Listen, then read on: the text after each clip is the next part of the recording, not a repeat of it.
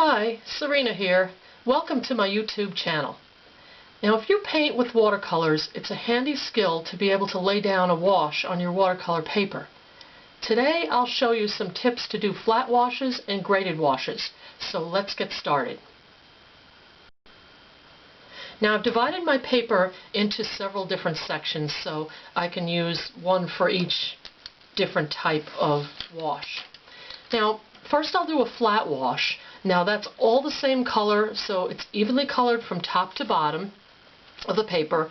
It's handy for toning down overall brightness of painting, or if you want to unify your painting to convey a particular mood, for example, like if you want a misty painting or kind of a little bit of a dark, moody painting, you can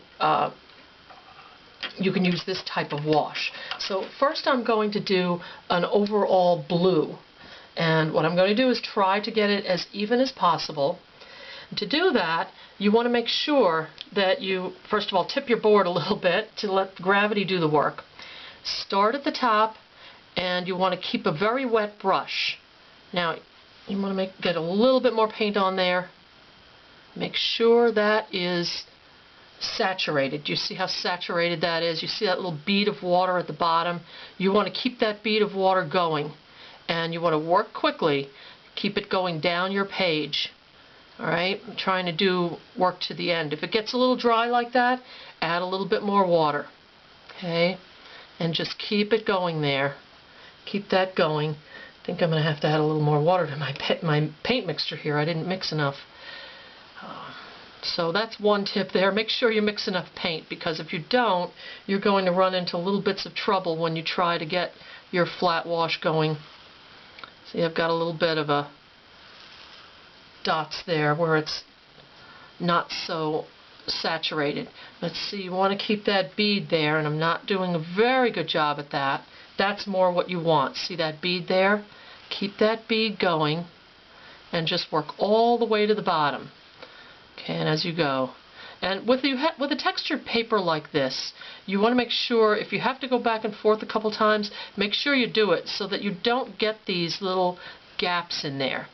You see how those are showing up. Now when you get to the bottom, you see that little bead on the bottom there. You want to pull that up with that extra paint up with your brush. Otherwise you'll be left with a very sharp line. If you don't want a sharp line there, you want to pick that up.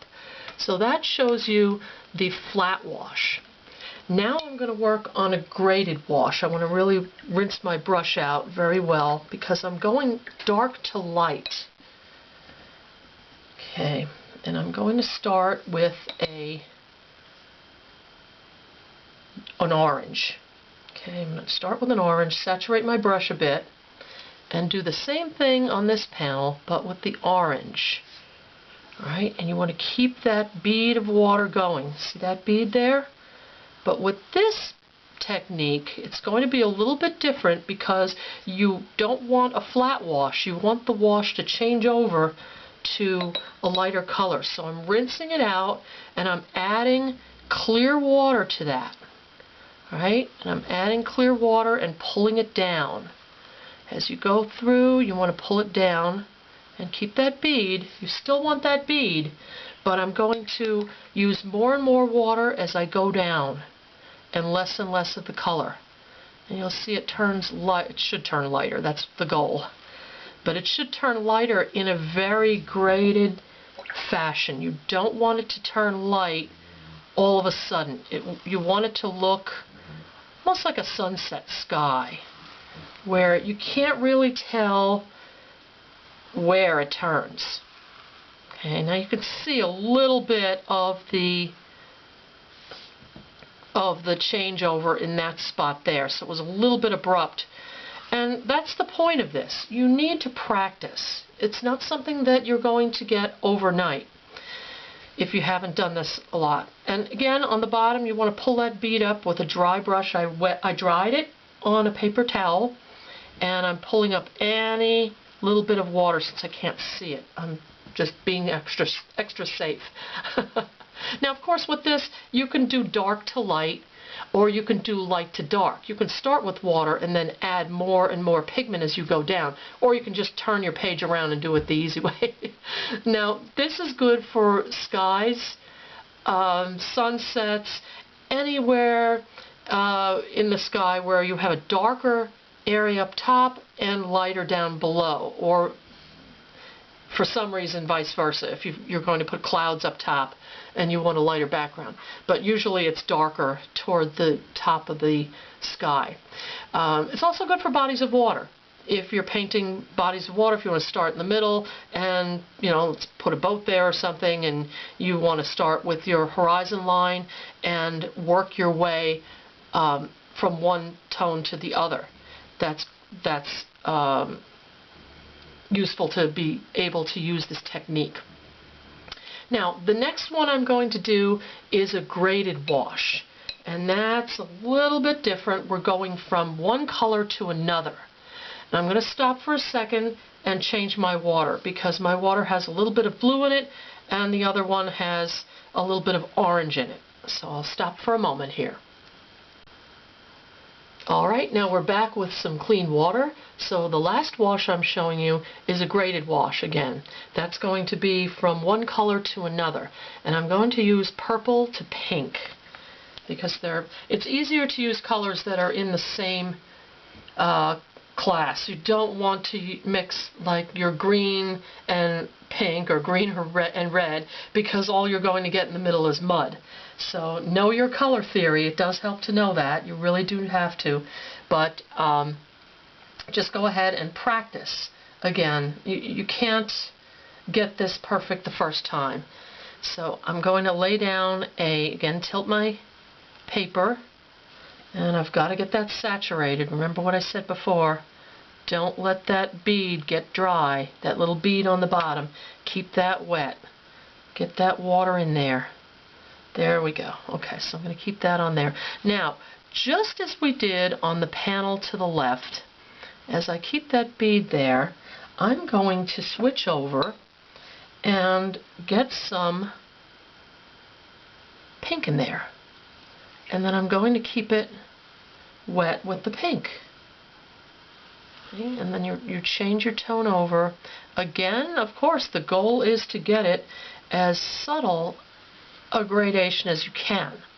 Now, this is what takes the practice. You're not going to get that tone so perfect. Now I'm almost all the way into pink, and that happened very quickly. So as you see, you do have to work quickly with this technique. If you don't, you will get streaks, you will get dry streaks. And again, the same rule applies on the bottom. Pick up that extra bead of water when you're done. You don't want that bead of water hanging out.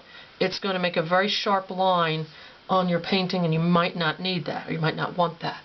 So here again, not perfect. It's a nice gradation, but you can kind of see the line where it goes from purple to pink.